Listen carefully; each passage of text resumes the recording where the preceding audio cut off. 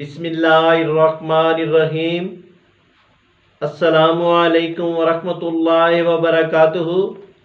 Views, امید کرتا ہوں کہ آپ خیریت سے ہوں گے۔ تو ناظرین، الشفا دوا خانے کی جانب سے میں ہوں معالج حکیم محمد مانت علی مغل، جو کہ آپ کی خدمت میں حاضر ہوں۔ تو ناظرین، جن دوستوں نے ہمارے چینل کو ابھی تک سبسکرائب نہیں کیا وہ ہمارے چینل کو سبسکرائب کریں اور ساتھ بیل کا بٹن دبا دیں، کیونکہ ہماری نئی آنے والی ویڈیو آپ تک پہنچ سکے۔ تو ناظرین، یہ ویڈیو آگے شیئر بھی کریں اور اس کو لائک بھی کریں اور مکمل دیکھیں بھی۔ تو ناظرین، آتے ہیں نئے نسخے کی جانب، جس کا نام ہے سفوف گیس۔ یہ سفوف گیس ہمارے دواخانے کا خاص الخاص نسخہ ہے۔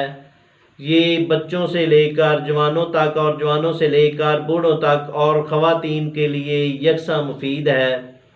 وہ حضرات جو پیٹ میں ہوا یعنی گیس بھری رہنا مرض نہیں بلکہ متعددہ بیماریوں کی علامات ہے۔ گیس کا مریض یہ مرض بد اعتدالی سے حاصل کرتا ہے، مگر اہم اسباب اس کے سوڈا واٹر کی بوتلیں، پان کھانا، تمباکو نوشی، نسوار کا استعمال اور مرچ اور مسالے والا کھانا، مٹھائیاں کا استعمال ہیں۔ دماغ تناؤ بھی اس مرض کے پیدا ہونے میں کردار ادا کرتا ہے۔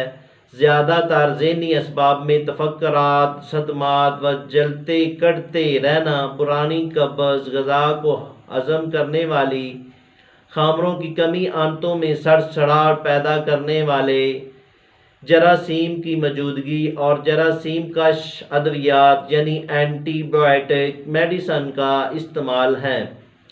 پیٹ میں تیزابیت ضرورت سے کم ہوتا ہے، تب بھی جلن ہوتی ہے۔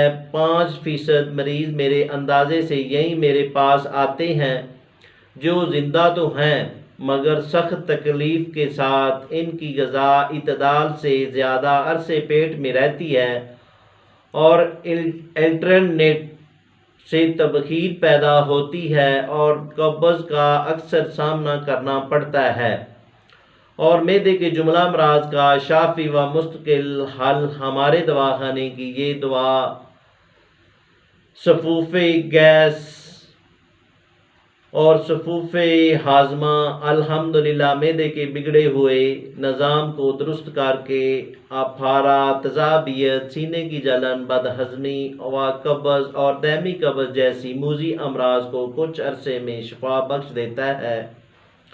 تو ناظرین، آتے ہیں نسخے کی جانب۔ اس میں کیا کیا اجزاء ہیں اور کیا فارمولہ ہے۔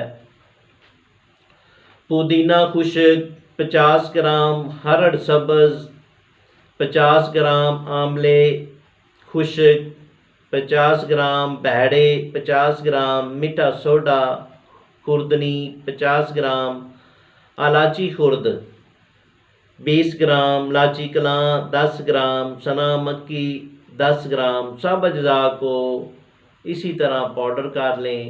ترکیب استعمال: 1 ٹی سپون تازہ پانی کے ساتھ روزانہ 1 ٹائم استعمال کریں۔ بنائیں اور فائدہ اٹھائیں۔ شکریہ، والسلام۔